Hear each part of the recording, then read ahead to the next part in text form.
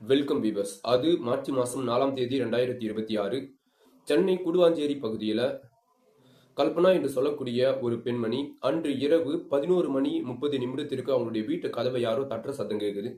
இப்போ அந்த வீட்டு கதவை திறக்கலாம் அப்படின்னு சொல்லி போறாங்க. அது மாதிரி போகும்போது அவங்க ஒரு விஷயத்தை நினைக்கிறாங்க. என்ன அப்படின்னா, தன்னுடைய மகன் தான் குடிச்சிட்டு வந்திருப்பான்.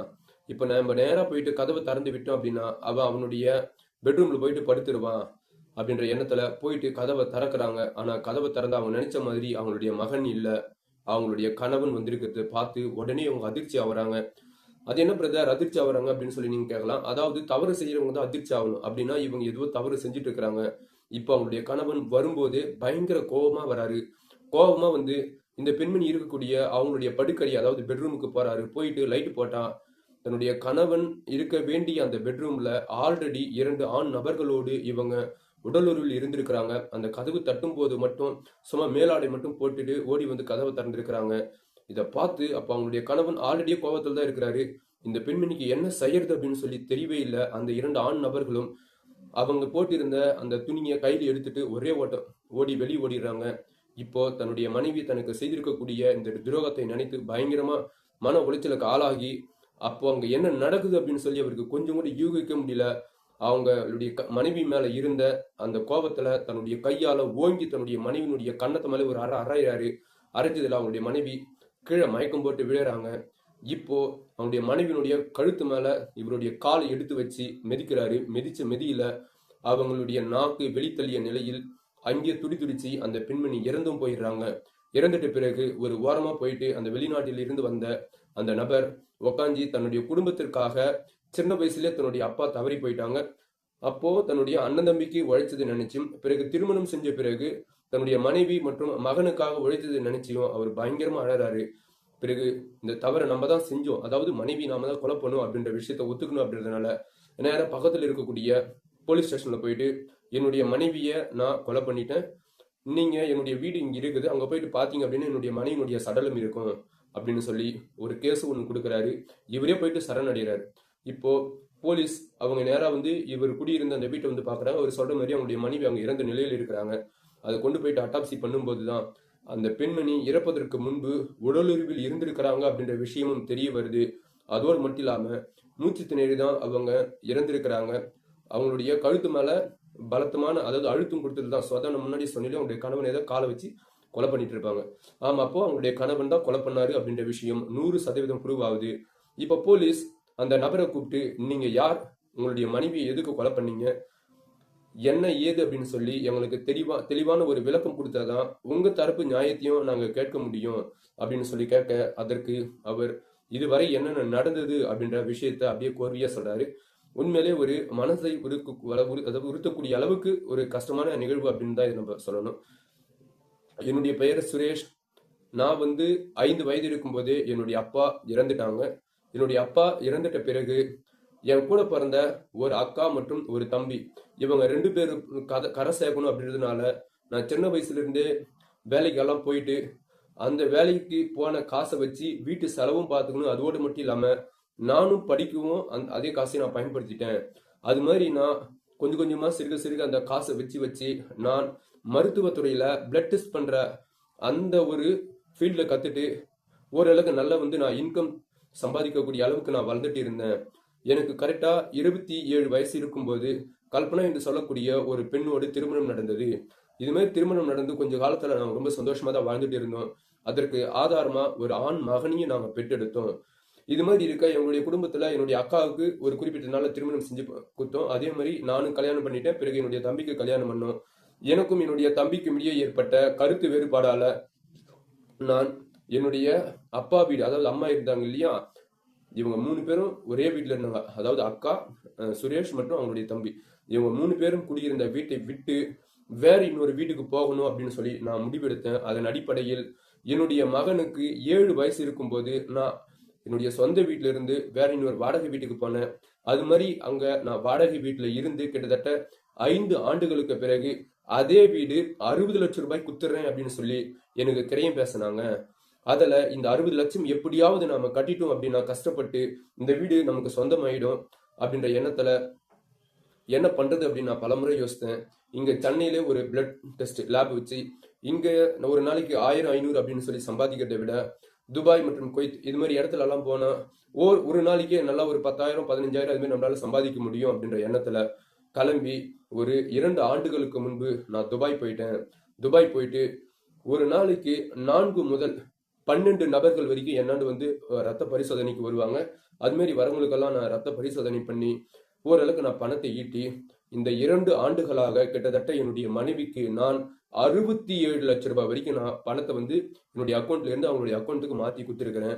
அது மாதிரி நான் கொடுக்கும் போதெல்லாம் என்ன சொல்றது அப்படின்னா, அந்த கடன் வாங்கினே அவங்களுக்கு எப்படியாவது இந்த காசு வந்து அடிச்சிரு அப்படின்னு சொல்லி நான் பல முறை சொல்லியும் எல்லாத்துக்கும் சரி சரி சரி அப்படின்னு சொல்லிட்டு, ஆனா என்னுடைய மனைவி அந்த பணம் வாங்கின நபருக்கு வெறும் வட்டி மட்டும் தான் கட்டியிருந்தாங்களே தவிர அந்த அசல் பணம் அப்படியே இருந்தது. பிறகு ஒரு நாள் என்னுடைய மனைவி கிட்ட நான் கேட்டேன், ஏன் வட்டி மட்டும் தான் கட்டியிருக்கிறேன், அந்த அசல் பணம் இன்னும் கட்டவே இல்லையே, ஆனா நான் அனுப்புறது கிட்டத்தட்ட 67 லட்ச ரூபாய் கிட்ட அனுப்பிட்டேனே, நீ என்னதான் பண்ற இந்த பணத்தெல்லாம் வச்சு அப்படின்னு சொல்லி நான் கேட்கும்போது, நான் இதை பண்ணேன் அதை பண்ணேன் அப்படின்னு சொல்லி என்கிட்ட சாக்கு போக்கான பல தகவல்களை சொன்னாங்க. ஆனா இது எல்லாமே எனக்கு ஒரு மன வெறுப்பை ஏற்பட்டது. அதோடு மட்டும் இல்லாம என்னுடைய மனைவி நான் கொடுக்கக்கூடிய இந்த பணத்தெல்லாம் வச்சு வேற ஏதோ செய்யறாங்க அப்படின்ற ஒரு எண்ணமும் எனக்கு ஏற்பட்டது. அதன் அடிப்படையில் என்னுடைய சக தோழி, அதாவது இந்த சுரேஷும் அதே மாதிரி இவங்க கூட இன்னொரு பெண்மணி நர்ஸ் உமா, இவங்க 2 பேரும் வந்து ஒரே கிளாஸ்மேட்டு. அது மாதிரி என்னுடைய சக தோழியான உமா என்று சொல்லக்கூடிய அந்த பெண்மணி ஒரு நர்ஸா ஹாஸ்பிட்டல்ல வேலை செய்யறாங்க. அந்த ஹாஸ்பிட்டலுக்கு ஒரு நாள் என்னுடைய மனைவியும் வேறு இன்னொரு நபரும் 2 பேரும் அங்க போயிருக்கிறாங்க. எதற்காக போனாங்க அப்படின்னா, என்னுடைய மனைவி கர்ப்பமா இருக்கிறாங்க அப்படின்னு சொல்லி அந்த கர்ப்பம் டெஸ்ட் பண்ணுவாங்க இல்லையா, அத இவங்களுடைய தோழியான உமாவே செஞ்சிருக்கிறாங்க. அதாவது தோழி அப்படின்னா கூட பார்த்தவங்க கிடையாது, கூட படிச்சுவாங்க. சரிங்களா? அதாவது சுரேஷும் உமாவும் ஒரே கிளாஸ்மேட்டு. அது மாதிரி கூட படிச்சிருக்கக்கூடிய அந்த நர்ஸு கிட்ட போயிட்டு இவங்களுடைய மனைவி வந்து பரிசோதனை பண்றாங்க, நான் கர்ப்பமா இருக்கிறேன் அதை செக் பண்ணும் அப்படின்னு சொல்லி. அப்போ உமாவுக்கு தூக்கி வாரி போட்டுடுது. என்ன அப்படின்னா, தன்னுடைய நண்பன் தான் சுரேஷ், அவனும் வெளிநாட்டுல இருக்கிறான். இவங்களுடைய மனைவி எப்படி இங்க கர்ப்பமா இருப்பாங்க? அதோடு மட்டும் இல்லாம கூட ஒரு ஆண் நபர் ஒருத்தர் வந்திருக்கிறாரு. அவர் பார்த்தா சுரேஷ் மாதிரியே இல்ல. ஆனா அவர் என்ன சொல்றாருன்னா, நான் தான் சுரேஷ் அப்படின்னு சொல்லி சொல்றாரு. சரி, ஆதார் கார்டோ அல்லது மற்ற எதுவும் ஐடி கார்டு கொடுங்க அப்படின்னு சொல்லி சொன்னா ஆதார் கார்டு கொடுக்குறாங்க. அதுல சுரேஷ் அப்படின்னு சொல்லி வெளிநாட்டுக்கு போனார் இல்லையா அந்த டாக்டர், இந்த ரத்த பிளட் டெஸ்ட் பண்றாரு, அவருடைய பேர் தான் பதிவாயிருக்குது. ஆனா முகம் மட்டும் வேற இருக்குது. அதற்கு கூட வந்த நபர் என்ன சொல்றாரு அப்படின்னா, பேர் என்னதுதான், ஆனா போட்டோ வந்து மாத்தி வந்து பதிவாயிட்டு இருக்குது அப்படின்னு சொல்லி சொல்றாரு.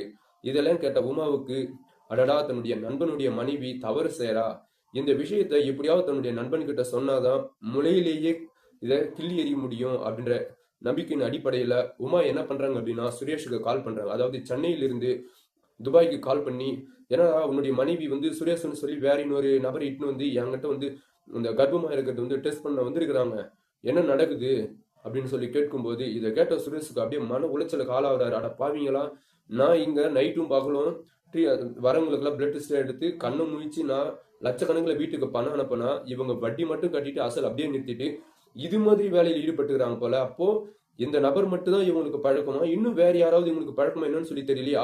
நாம சந்தேகப்பட்ட மாதிரி நம்ம சம்பாதிக்கக்கூடிய பணம் எல்லாமே தன்னுடைய மனைவி தவறான வழியில இதை பயன்படுத்திட்டு இருக்கிறாங்க அப்படின்ற விஷயம் தெரிய வந்து இப்ப சுரேஷ் சும்மா உட்காந்து யோசிக்கிறாரு. அப்பதான் அவருக்கு ஒரு விஷயம் ஞாபகம் வருது. என்ன அப்படின்னா, தான் புது வீடு வாங்கினாங்க இல்லையா அந்த 60 லட்ச ரூபாய்க்கு, அந்த வீடு பக்கத்துல அவங்களுடைய நண்பன், அதாவது பொதுவாகவே அக்கம் பக்கத்துல நம்ம நண்பன் ஆயிடுது இல்லையா, அவங்க வீட்டாண்ட ஒரு சிசிடிவி கேமரா ஒன்று இருக்குது. இப்போ டைரக்டா பக்கத்து வீட்டுல இருக்கக்கூடிய அந்த நபருக்கு சுரேஷ் வெளிநாட்டுல இருந்து கால் பண்றாரு. கால் பண்ணி என்ன சொல்றாரு அப்படின்னா, எனக்கு ஒரு பெரிய ஹெல்ப் ஒன்று தேவைப்படுது. என்ன அப்படின்னா, கடந்த 1 மாத காலம் உன்னுடைய அந்த சிசிடிவி ஃபுட்டேஜ்ல பதிவாயிருக்கக்கூடிய அந்த எல்லா ரெக்கார்டும் எனக்கு வேணும் அப்படின்னு சொல்லி கேட்கிறாரு. அதே மாதிரி நான் கேட்ட விஷயத்த யாருக்கும் அக்கம் பக்கத்தில் இருக்கக்கூடிய யாருக்கும் நீங்க சொல்லக்கூடாது அப்படின்னு சொல்லி சொல்றாரு.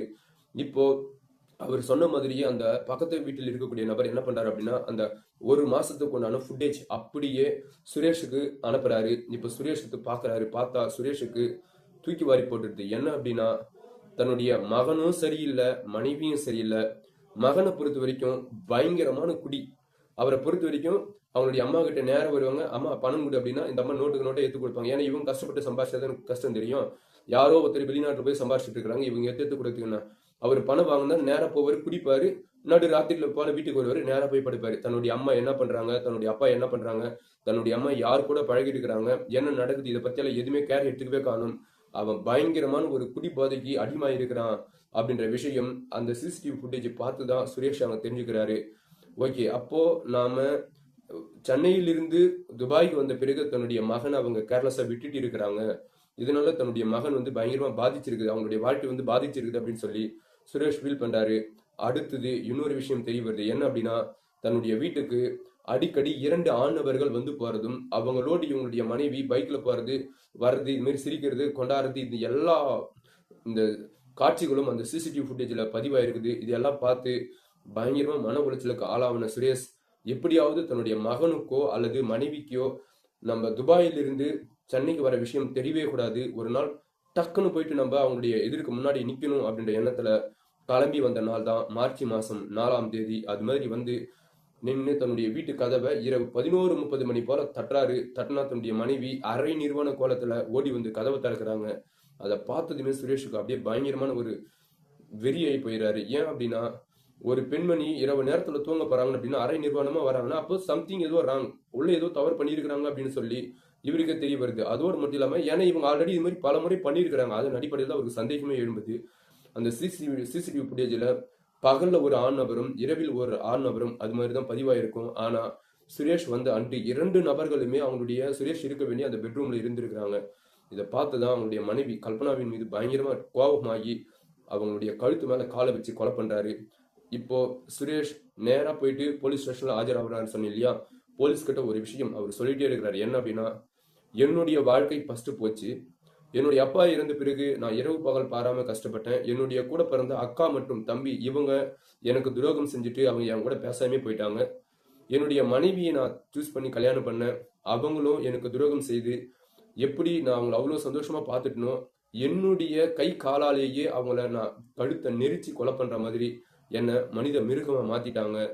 எனக்கு பிறந்த மகனாவது நல்லா இருப்பான் அப்படின்னு சொல்லி நினைச்சேன். என்னுடைய மகனும் குடிபாதைக்கு அடிமையாகி அவனுடைய வாழ்க்கை வந்து இப்படி குட்டிச்சராகும் அப்படின்னு சொல்லி நான் நினைக்கவே இல்லை. இந்த உலகத்துல நான் பிறந்ததே ரொம்ப ரொம்ப பாவம், ஒரு வேஸ்ட் அப்படின்னு சொல்லி எவ்வளவுதான் நான் ஒரு பிளட் டெஸ்ட் பண்ணக்கூடிய அளவுக்கு ஒரு தகுதியானவனா ஒரு டாக்டர் ரேஞ்சில் நான் இருந்தாலும் என்னுடைய வாழ்க்கையில் நான் தோத்து போயிட்டேன், நான் பிறந்ததே வேஸ்ட் அப்படின்னு சொல்லி போலீஸ் கிட்ட பல முறை இதை சொல்லி சொல்லி சொல்லி அப்படியே புலம்பிட்டே இருந்திருக்கிறாரு. இப்போ போலீஸ் என்ன பண்றாங்க அப்படின்னா, அவங்களுடைய மனைவி மீதும் தவறு இருக்குது, அதே மாதிரி இது வந்து பாத்தீங்க அப்படின்னா கோபத்தின் அடிப்படையில் செஞ்ச தவறு, சரிங்களா? ஸோ வேணுண்டே பண்றதோ அல்லது மது ஏதோ சரக்கு அடிச்சுட்டு ஃபுல்லா சரக்கு அடிச்சுட்டு போயிட்டு தன்னுடைய மனைவி துன்புறுத்தி சாகடிக்கிறதோ இது மாதிரிலாம் கிடையாது. ஒரு ஆக்சிடென்ட் மாதிரி நடந்ததால எனக்கு என்ன நினைக்கிறேன் அப்படின்னா, ஒரு குறைந்தபட்ச தண்டனை அது மாதிரி தான் கிடைக்கும் அப்படின்னு சொல்லி நான் நம்புறேன். ஆனா இதுக்குண்டான தீர்ப்பு இன்னும் வரவே இல்லை, சரிங்களா? ஸோ இந்த விஷயத்தை பொறுத்த வரைக்கும் நிறைய பேர் வந்து தன்னுடைய குடும்பத்துல அதாவது நடக்கக்கூடிய அந்த கஷ்டங்கள் எப்படியெல்லாம் கடவுள் ஒவ்வொரு நபருக்கும் எப்படியெல்லாம் இந்த கஷ்டத்தை கொடுக்குறாங்க. இதுல சுரேஷ் ஒரு தவறும் செய்யல. ஏன் இங்கிருந்து அவர் துபாய் போனார் இல்லையா, அவர் ஏன் துபாயில இருந்து சென்னையில வேற இன்னொரு பெண்மணியோடு தொடர்பில் இருந்திருக்கலாம், அது மாதிரி பண்ணலாம் இல்லையா? ஆனா அவர் அது மாதிரி பண்ணல. காரணம் என்ன அப்படின்னா, தன்னுடைய குடும்ப சுமை, அவருக்கு தேவையான அந்த பொருளாதார பற்றாக்குறையை நிறைவு செய்யணும் அப்படின்றது மட்டும்தான் அவருடைய மைண்ட்ல ஓடி இருக்குது. ஆனா இதை வந்து அவங்களுடைய மனைவி தவறா பயன்படுத்தி அவங்களுடைய லைஃபே ஸ்பாயில் ஆயிடுச்சு அப்படின்னு சொல்லி சொல்லணும். இது மாதிரி யாரும் இருக்காதீங்க அப்படின்னு சொல்லி இவ்வளவு நேரம் இந்த வீடியோ பார்த்த அனைவருக்கும் நன்றி, வணக்கம்.